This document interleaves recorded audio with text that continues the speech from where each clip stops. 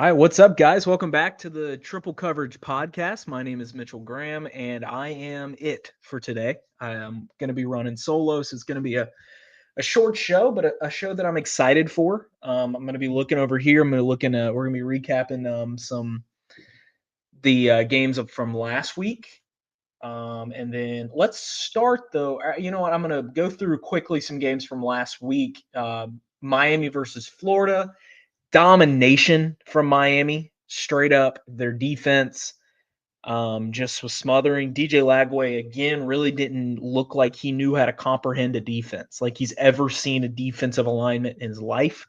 Um, Miami's good. Miami's played. I think Miami's body of work and Miami's resume is better than anyone's right now. The teams that they've beaten, the way that they've beaten them, they've really just been dominant, and I think that is about as simple as it gets. I think Miami's a really really good team. Quickly, Texas versus Sam Houston. I know there was some discourse on Arch Manning and posing on the Sam Houston and stunting and kind of standing over him. I know it doesn't look good, but the kid has struggled all year. He finally had a good game. I know it was against a high school team, a brand new FBS team, and Sam Houston State. But you have to understand where he's coming from struggling all year so far, all the noise around him. Texas looked better. Texas did drop. We'll get into the AP here in a minute after we go through the games. Oklahoma versus Auburn. Oh boy. This was a game that was good. It was Oklahoma secondary or Oklahoma's front seven just dominating and overwhelming Jackson Arnold, who showed some signs from last year um, of just some bad habits. He was very if his first read wasn't there, he wasn't throwing the ball. I mean, simple as that. If his first read wasn't there, the ball wasn't getting out, he was getting sacked. He sacked him 10 times, which is a school record, single game school record for Oklahoma. The big play in this game, it came down to the refs, and it was the substitution, fake substitution thing that Oklahoma did that should have been called, and the SEC came out and said it should have been called. Very I don't know, very touchy subject, something I don't know as much as I would want to be able to dive into it. But unfortunately, this was a game that was ruined by, just a bunch of what ifs. John Mateer was phenomenal again. But now Oklahoma's got to hang on because John Mateer broke his hand. They've got to hopefully survive the games that they have to play. Let's see who they play in the next couple weeks. They're off this week, then they play Kent State. So if John Mateer can realistically get to a point where you feel like he can suit up and not be a liability, he might get to play against Texas. I think he comes back against South Carolina. I don't think Oklahoma's eliminated with one loss. If they can get out and go, I mean, they're going to beat Kent State. Kent State's really bad. Don't know why my is being really blurry right now. I'm sorry about that. Just ignore that. But if they can get out of that Kent State Texas stretch 2-0, dangerous. 1-1, it's still not the end of the day. John Mateer broken hand. He played that Auburn game with a broken hand. Reminds me of Mr. Kurt Angle, who won an Olympic gold medal with a broken freaking neck. We got one viewer in here, so let's say what's up in the chat if you are in and you want to ask any sort of questions from last week, any big takeaways from last week. Big takeaway is that Indiana is great at football, and Kurt Cignetti's doing it again. This team might be better than last year's team. I don't even know if that's a big question. We have to see more of Indiana. What's up, Zach? I wish you were here, buddy. I miss you. Indiana's really good at football. Fernando Mendoza absolutely terrorized Illinois. Illinois looked like a fake top 10 team, which AP poll, preseason polls, we can get into all that crap about how they don't mean anything and that you rank them based on last season and what they brought back and what they retained, returning starters, blah, blah, blah, blah, blah. You hear that all the time. Returning starter, returning starter, returning starter. That's what Illinois had. They've won games. They beat a decent Duke team, which that Duke team might not be as good as I thought they were preseason. They went in, they had to go into Bloomington. They started decent, and then it was utter annihilation. Indiana did not, like, barely, I don't think went more than one drive without scoring. 63-10. And now you look at Fernando Mendoza skyrocketing up Heisman talks now. I think he's the odds-on favorite at this point on some sports books. This Indiana team's really good. This Indiana team's physical. Fernando Mendoza is a proven quarterback who is a veteran, and he is a quarterback that I think is just going to keep getting better.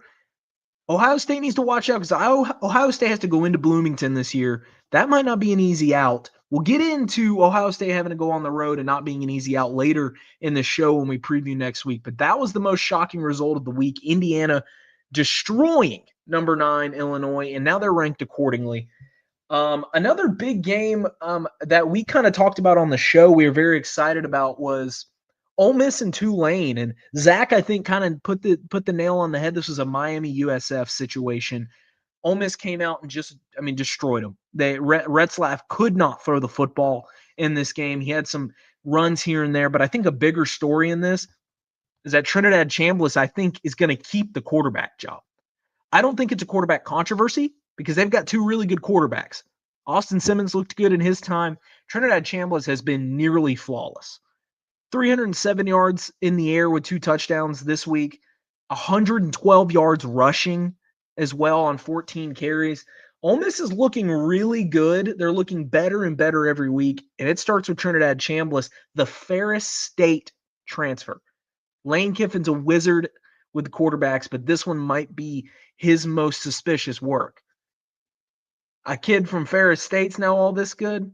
Okay, Lane. But 45-10, very shocking result. Tulane's touchdown didn't come until the fourth quarter, kind of garbage time. Another big matchup was big noon kickoff, so you know it's a big matchup, was Texas Tech and Utah. Baron Morton went out halfway through this game, or maybe I think before halfway through this game. Will Hammond came in. If that's his name. I know Will Hammond. I thought I knew that. Will Hammond came in, and fourth quarter, they put up 24 points. This game was close. It was 10-3 going into the fourth quarter, very low scoring. But Will Hammond and that Texas Tech defense really bucked up. This might be the best team in the Big 12. These were 2 really good teams. I think Devin Dampier just struggled really to get it going through the air. This backup was really good. Joey McGuire's got these kids playing, and they put all that money into NIL, and it's really paying off.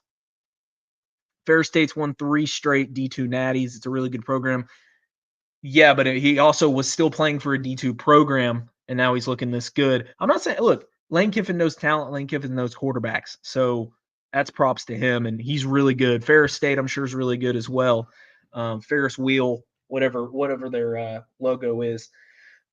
This was another game, Michigan versus Nebraska. I didn't watch a single second in this game, which I'm really upset about. I really wish I was going to get to watch this game, but I was out playing golf. I heard that the score is not indicative of how this game was played. Raiola's stat line was really good. Dylan Raiola, 30 of 41, 308, 3 touchdowns. He's doing what he has to do. He's progressing the way that you would want him to progress for a quarterback at this stretch of his career. He's progressing well. He's not turning the ball over as much as he did last year. He's still a true sophomore.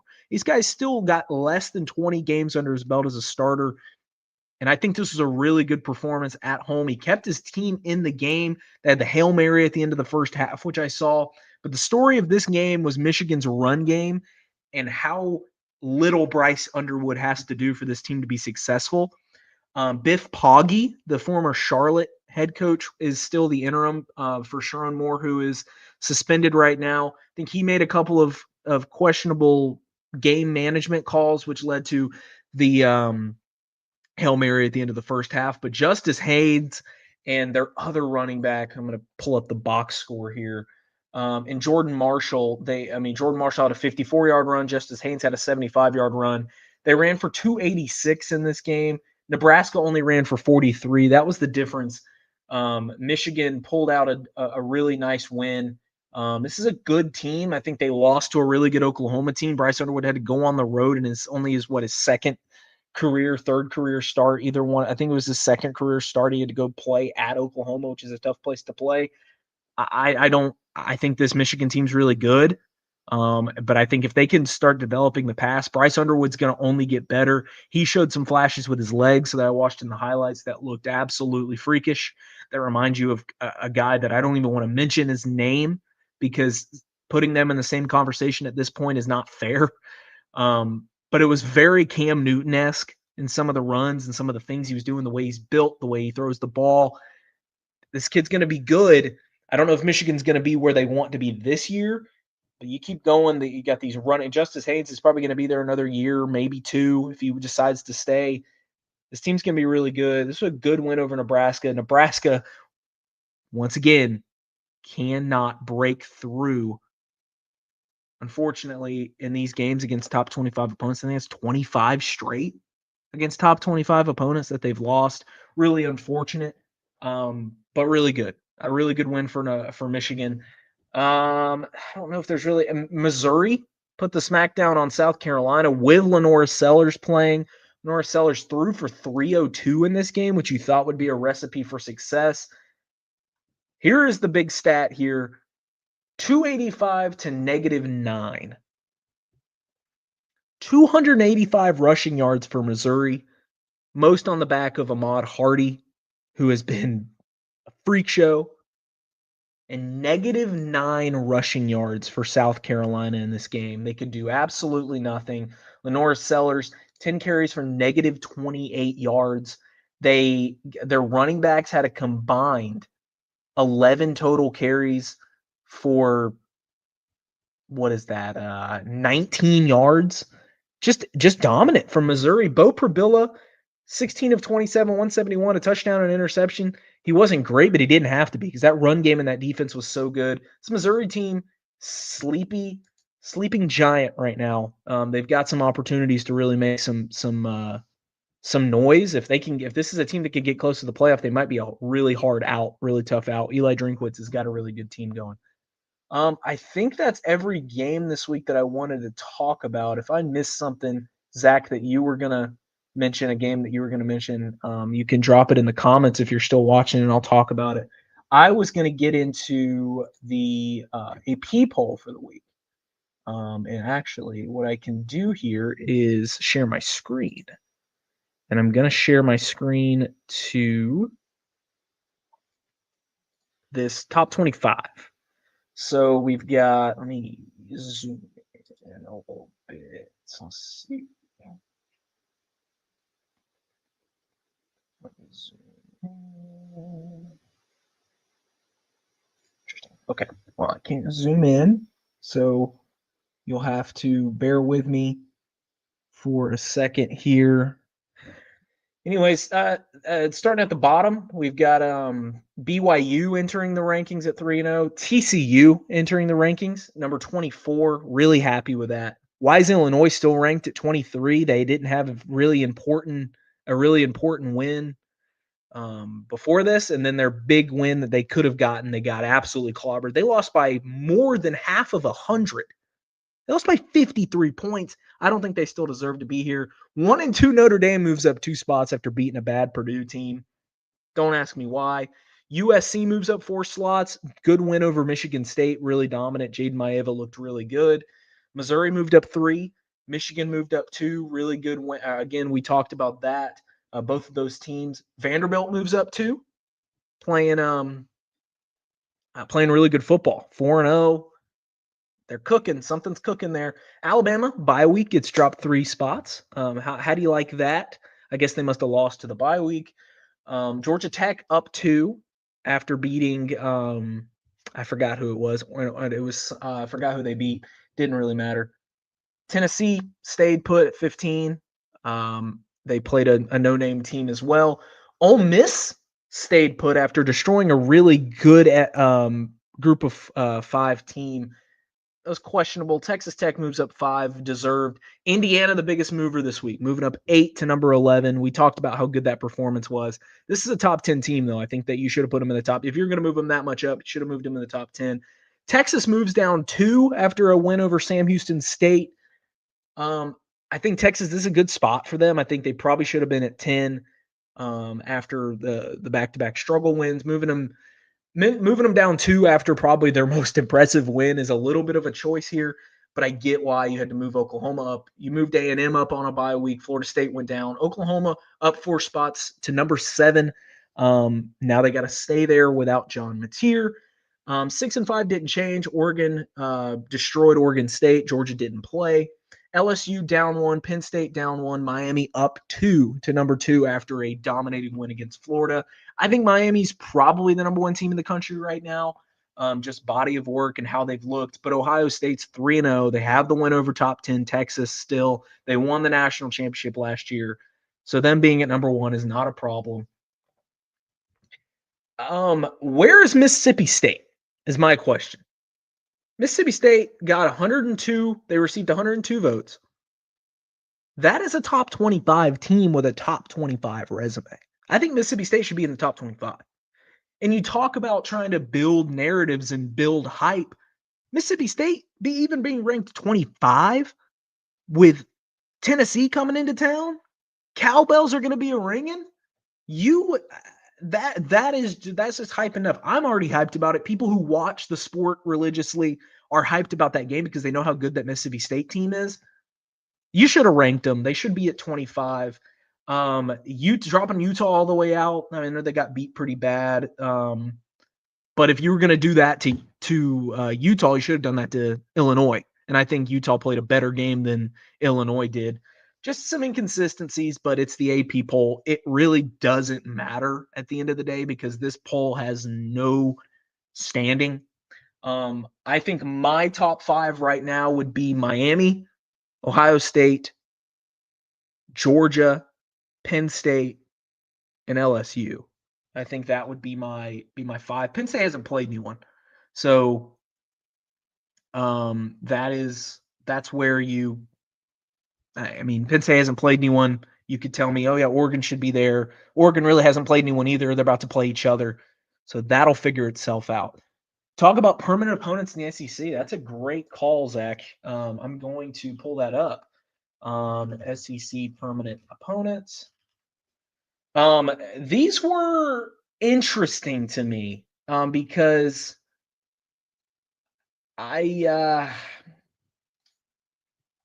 they were not what we expected. I think if Zach, you can be my witness here. I think we all kind of expected some of the rivalries that are there. They did protect most of the rivalries, but I can't find a good graphic, so we're just going to talk about it. Tennessee not playing Alabama every year. No, I gotta pull this up. Give me 1 second. I'm struggling here, folks. Struggling here. SEC permanent opponents list. Let's see. Let's see here. Sorry. Bear with me, folks. Okay, here we go. This is, let me share my screen. Stop share. Let's share this tab right here. Tennessee and Bama got lucky. Yeah, we're about to talk about that. Here we go. This is what I was looking for. This is the graphic I was looking for right here. So Alabama's permanent opponents: Auburn, Tennessee, Mississippi State. Mississippi State? Where's LSU? Where is LSU? That's a big one, yes. Bama avoids LSU. Tennessee avoids Florida. Tennessee gets Alabama, Kentucky, and Vanderbilt. No Florida for Tennessee, which I think that's a pretty big rivalry. If you look at Georgia's side, Auburn, Florida, South Carolina. I think South Carolina should be replaced with Tennessee. I just think that's a bigger rivalry. In my opinion. Oklahoma getting Missouri, Ole Miss, and Texas. The Ole Miss one is random to me.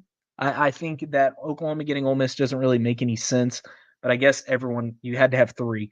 LSU's being Arkansas, Ole Miss, and A&M is tough. I think that's a tough one, but I think one of them should have been Bama at the end of the day. Auburn, Alabama, Georgia, Vandy. Vandy doesn't really make any sense to me either, but that's okay. And then Texas A&M getting LSU, Missouri, and Texas. That's a tough draw as well. That's about it. It's going to be interesting the way they released the whole schedule. I'm not going to get into all that crap because that's a lot of just the stuff. And obviously, my brain's not working well enough to even comprehend how to pull up teams' annual opponents well enough. So we are going to move on. We are going to move on to let's get into the predictions, I guess, for next week. This is the most loaded slate that we have. And Zach, kindly enough, picked out the games this week like he always does. I wish he was here. I miss him. Zach, what are the score updates right now? If you have that in the chat, if you could put that in the chat, I'll read it whenever you get to it. We're going to start with TCU versus Arizona State, a Friday night matchup in Tempe. Arizona State 3-1. Obviously, they have the loss to Mississippi State on the road. TCU's been really good. Josh Hoover is a dog. Josh Hoover is dang good, man. I love me some Josh Hoover. Say what you will about him as a person. I don't think that's really what we're here to talk about. I know Zach picked him to go 2-10 or 3-9, which is still wild. But anyways, that doesn't matter. I'm going to pick TCU to go on the road and win this game close. I think Josh Hoover's arm's going to be the difference. I don't think Arizona State's run game is what it was last year, obviously with Cam Skattebo. Zach's got 47, Cody's got 46, I've got 42. But that's not going to look. I'm always down early. It doesn't matter. I don't care. Zach's always up. Zach's always winning. It's okay. It's fine. I don't care. Anyways, I'm going to pick TCU to go on the road and beat Arizona State. Arizona State's run game is not the way it used to be. And I think that is going to play a big part in this game. Zach's going Arizona State close. So and so is Cody. So that's an opportunity for me to get a couple points here. I think the game's going to be really good. I think the game's going to be close. Cody's got Arizona State close. Zach's got Arizona State close. And that is that game. Next, we move on to USC at Illinois, which for USC fans is going to be a nice little 9 a.m. kickoff to watch your favorite team play.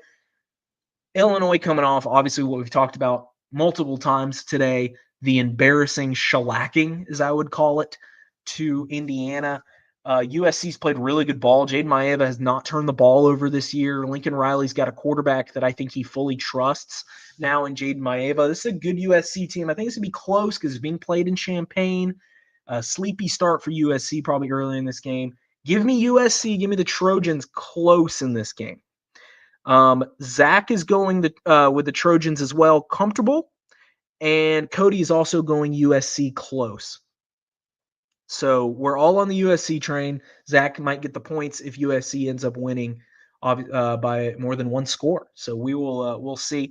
The next game, Notre Dame at Arkansas. That's a game we probably should have talked about from last week. Arkansas blowing the game against Memphis. Sam Pittman basically losing his job. Yeah, Sam Pittman basically lost his job last week. But he has a chance to win it back this week if he can beat Notre Dame and move them to 1-3. Now, I was really close to picking Arkansas in this game because I think Taylor Green's electric. Taylor Green has 14 total touchdowns already this year. He leads his team in rushing, leads his team in passing. Obviously, he's the quarterback. 12 touchdowns, 4 picks, though. He's prone to the turnovers. I think this is a game CJ Carr can win. I think CJ Carr needs to win a game against a good team like Arkansas. I don't think Arkansas is bad by any stretch. They've had 2 really close losses. They just can't win close games. That's why I think Notre Dame pulls this game off. Notre Dame wins this close. Cody's also got Notre Dame close, and Zach has Notre Dame close as well. So we're all in agreement. It's tough to play in Fayetteville, Arkansas. Arkansas cannot finish games under Pittman. Very true statement there, and that's why I think that this game is going to go that way. The next game, Ohio State goes to Washington. This game, Ohio State has to go to the West Coast, which is what they did against Oregon last year, and they lost. Now, Georgia, we know, has I think a 33-game home win streak. Now, what if I told you the second longest home win streak in the FBS belongs to the Washington Huskies? 21 straight or 22 straight. It was one I should have my stats in front of me. Didn't have any no paper. I should have wrote these stats down. Second longest win streak at home belongs to the Washington Huskies, who are playing some really good football. They are playing some good football. This is going to be Ohio State's toughest test so far this year. Straight up. Damon Williams is a great quarterback who we haven't been exposed to because Washington hasn't played anyone. This team doesn't lose very much at home. This game's going to be close. Julian Sand's going to be forced into some mistakes. Young quarterback. This will be the toughest environment he plays in. One of the first true road games that he's going to play. I think it might be the first true road game that they play in all season. Yeah, this is his first career road start at a tough place to play on CBS. All that being said, I'm going to go with Ohio State, but I'm going to go with Ohio State close. I just think the dudes out wide, Jeremiah Smith, Carnell Tate, Brandon Ennis, the wide receiving core, the running, CJ Donaldson, James Peoples, they're going to get it done for them. This game's going to be really close. Might just be an interception late that puts Ohio State over the top. But I would not, if we came onto this show next week and said Washington beat Ohio State, I wouldn't be shocked, guys. Watch out for this game. As one of the guys that I look up to watch a lot, Josh Pate would say, the pucker meter is going to be high for Ohio State in this game. But give me Ohio State.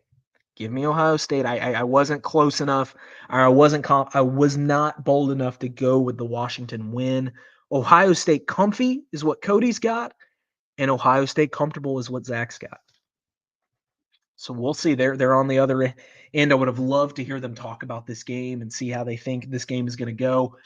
But unfortunately, neither of my compadres could join me today. So sad. Now, this is probably the third best game of the day, maybe. LSU at Ole Miss. Now, LSU, while they're number 4 in the nation, they've got good wins. Offense hasn't been impressive. Ole Miss is the other way around. Ole Miss has been super impressive, super dominant. You have to go to Oxford, which Georgia found out last year is not easy to do. Not easy by any stretch to do. I think Ole Miss wins this game. I think Ole Miss wins this game close. The signs are pointing towards Ole Miss winning. They've been the better team this year on paper. I think Trinidad Chambliss is really good. Kyron Lacey, that's not his name.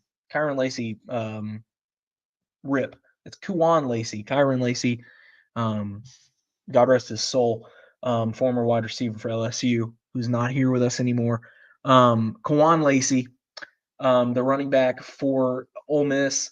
This LSU defense is really good. Blake Baker's got them playing really good, but Ole Miss is hard to beat at home as well. Them being at home is going to be the factor. Give me another close game. I've picked nothing but close games so far. I've got Ole Miss close. Zach's also got Ole Miss close. Cody has got LSU close. So there's an opportunity for Cody to get some points there.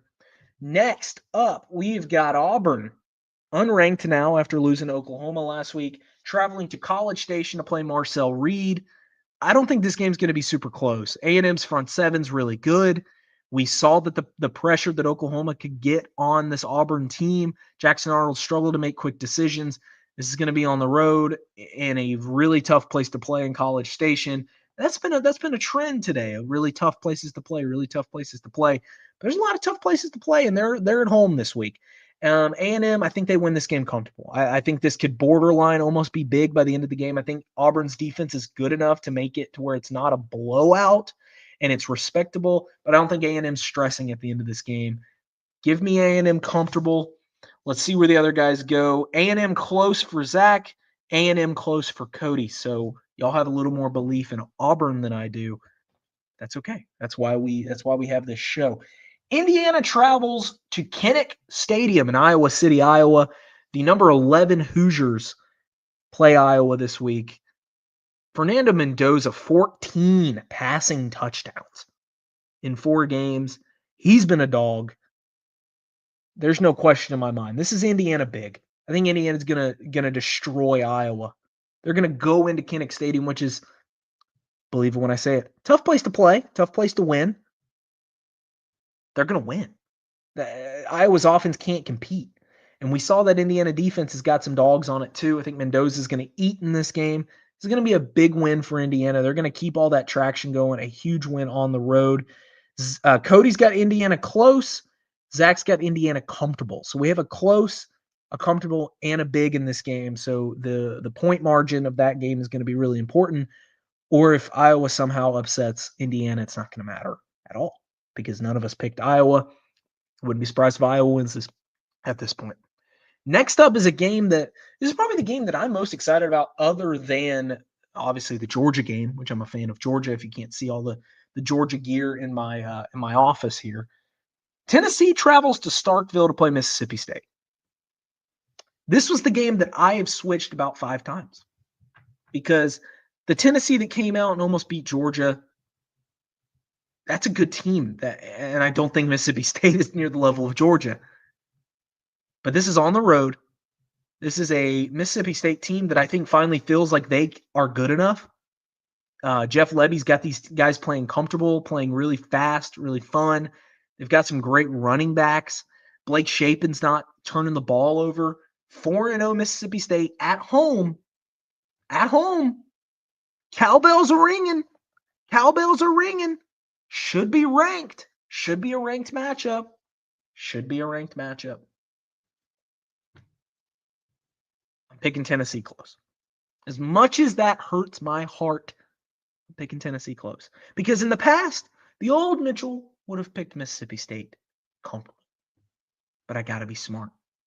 I got to be smart. Tennessee's the better team. Tennessee is a really, really good football team. So I have to go with the smart. Smart. I hate saying that. Smart. I think Tennessee's going to win this game close. And I hate that. Zach's got Tennessee comfortable. Cody's got Tennessee close as well. So we're all on the Tennessee train there. No one wanted to buy into the Jeff Lebby train and the Mississippi State hype train.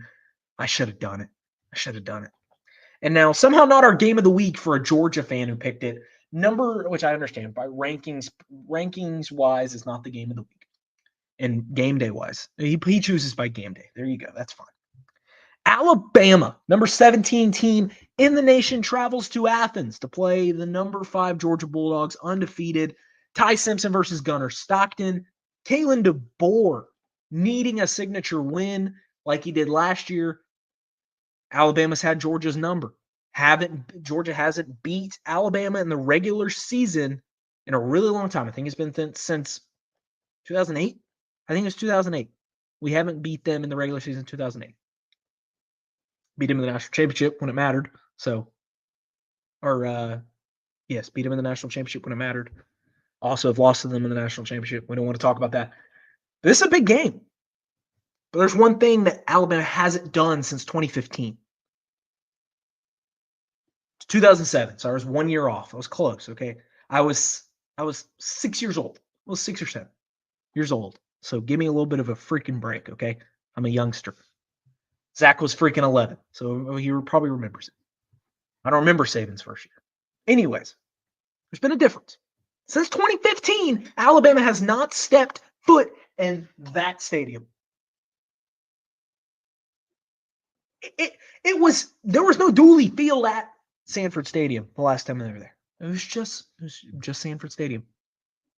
Alabama has somehow gotten the privilege of hosting us at home multiple times in a row. But they're coming to us this time. They're coming to us this time. And Georgia hasn't lost at home since 2019, folks. 2019. I don't think it starts this year. I think Georgia's got the offense to compete with Alabama. I think that Alabama thoroughly kicked our butt last year, was up 30-7 at halftime and nearly lost to, I think, an inferior team from what we have this year. At home. Give me Georgia. Give me Georgia close. I respect Ty Simpson. Ty Simpson was one of my biggest question marks for this team coming into the year. He is now one of the only things that I know is going to show up. Ty Simpson's been phenomenal this year. and he's going to give us fits. If we play him anything like we played Joey Aguilar, we're going to have to win this game in a shootout. I don't think that's the case. Kirby has had 2 weeks to bark at this secondary, to bark at these cornerbacks. You better guard your guy better than you did in Knoxville, or you might not be on this team next year. That 5-star by your name means nothing if you don't go out there and body someone up. If you don't go out there and shut Ryan Williams down, shut Jeremy Bernard down, which is tough. They're not going to be able to shut Ty Simpson down because Ty Simpson's really good. But they're not going to be able to run the ball. They get Jam Miller back. But Alabama has struggled to run the football this year. And I think that's the difference. Alabama's going to be too one-dimensional.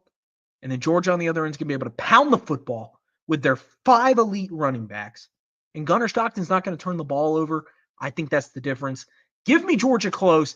The dogs will be barking this weekend. The dogs will be barking. They will. They will. Give me the dogs. I want to say dogs by 50, but I'm not going to say that. I think it's dogs by like 6. I think we win maybe 20. I think it's 28-20. 28-20. Georgia wins. Zach's going UGA comfortable. Would have loved to hear him respond to the things that we just talked about this game. I would have loved to hear his insight on this game.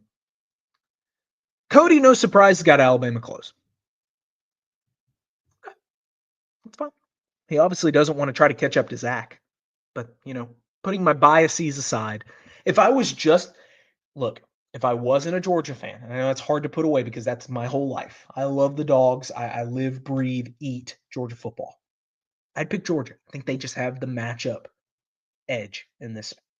I can't forget the Florida State game. So I don't think Wisconsin's very good. And they played, UL Monroe in the other game. They've looked good in those games. I can't forget how they played against Florida State. Completely different team. I digress. Because I'm going to have an aneurysm if I keep talking about this game. I'm so excited. I can't contain the excitement. It's Thursday night. 2 days. Almost exactly 2 days from now. Exactly 48 hours from now. We'll be kicking off. Probably exactly 48 hours from this moment right here. We'll be kicking it off between the hedges. In that stadium. That beautiful stadium. With the lights. People are getting little glow armbands. It's going to be lit. Anyways, the game of the week. Oregon travels to Happy Valley. A night whiteout. All is right in the world again. A night whiteout at the exact same time as Georgia versus Alabama. So it will be getting 0 of my attention. Cody might be the only one to be able to talk about it next week. We're being honest. Cody might be the only one able to talk about this game next week. Penn State hasn't played anyone. But I don't think Oregon has either. They played a bad Oklahoma State team. They played a bad Oregon State team. Those teams are combined winless, I think. I think Oklahoma State might have 1 win. No, I don't think so, actually. I think they're combined winless. Combined like 0-8. Neither of these teams have played anyone. Dante Moore on the road. Dante Moore, 11 touchdowns and a pick. Really good numbers, but again, hasn't played anyone. Penn State's played like 3 Little League teams this year. I think this game's going to be super close. This game's going to be super close in the first half. I think Dante Moore makes 1 too many mistakes in this game. I think the Penn State defense is going to be the difference in the senior leadership. You think about Nick Singleton, Drew Aller, Katron Allen. They've got guys everywhere who have been playing this game for 5 years and have been starting and playing in high-level games. James Franklin has to win this game. If there has ever been a moment for James Franklin to win a big regular season game, this is it. You got to win this game. So I am picking Penn State comfortable. I think Penn State will be able to pull away in the fourth quarter, maybe late third quarter. Cody's got Penn State close. Zach does not believe in Penn State and is picking Oregon to go on the road, a young team. Leading receivers a freshman, true freshman. Starting quarterback has never played in this kind of environment. Picks Oregon State close or Oregon close. That's a big one. That is a big one. I would have loved, again, to hear what he had to say about that. Let's get into Super Dogs. Zach and Cody, like the Sweet Life, picked the exact same Super Dog. Rice to cover the 14.5 against Yale, which is against Navy, Yale. Rice to cover the 14.5 against Navy. It's a great bet. It's a great bet. It's a phenomenal bet, which I wish I would have taken. I probably could have, but that would have been no fun if all three of us took the same one. So I think Wake Forest covers the 13.5 against Georgia Tech. I think Robbie Ashford's a good football player. That's a 12 o'clock kick. 12 o'clock kick in Winston-Salem. Letdown opportunity. Robbie Ashford's legs, I think, are going to be an issue. He can't throw the ball for crap. He's 1 touchdown, 3 interceptions this year. And I don't think Wake Forest is going to win this game. Obviously, I think Georgia Tech's a really good football team. Justice Haynes or Jamal Haynes. I forget. I get them mixed up. Jamal Haynes, I think. Great running back. Obviously, we know about Haynes King. But I think Wake Forest covers. Wake Forest covers the 13.5. I think that's an easy bet. I think it's going to be a 10-point game. I think this game's going to have Cody sweating. He gets to sweat at 12 o'clock. We get to sweat at 7:30. So that's how I'm ending it. I hope you guys enjoyed this week with me just ranting and talking. And, right as I'm wrapping up, we get our second viewer. If you have any questions in the chat, I might hang around for a second. But I just want to put up one comment.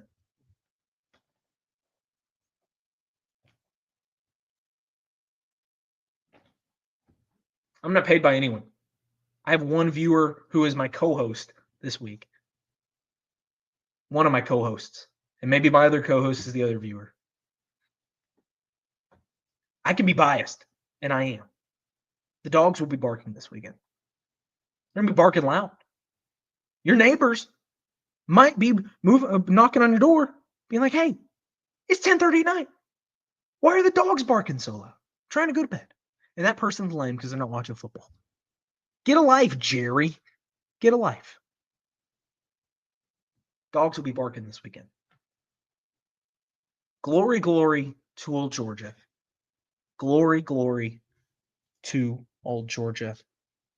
Thank you guys for watching. Thank you, Zach, for watching. Anyone that watches after it's already posted, leave a like, a comment, ask me anything. I'll respond in the comments section. If you like what we're doing here, subscribe. Let us know if you guys have any segment ideas or quizzes that you want to see us do. If we can get back into the quizzes, and then if not, you know what? We'll see you next week. We're gonna do the same thing, no matter what. And hopefully, I've got my two compadres beside me. We can actually run a triple coverage because right now it's just single high safety. That's what we ran today. You know what? Single high safety is effective for a little bit, and then you get worn down because there's only one safety. I couldn't do this every week. Anyways, I'm going to stop rambling. I wanted to get this to 45 minutes, and I'm almost there, so I'm happy. Because I used to, whenever I do solo show, do like 20 minutes. But I think I talked enough today. 43 minutes on the dot, or 43:22. I love y'all. We'll see y'all next week for the return of the three of us. We'll see you. Peace out. And get comfy on your couch. It's going to be a fun freaking weekend. Peace.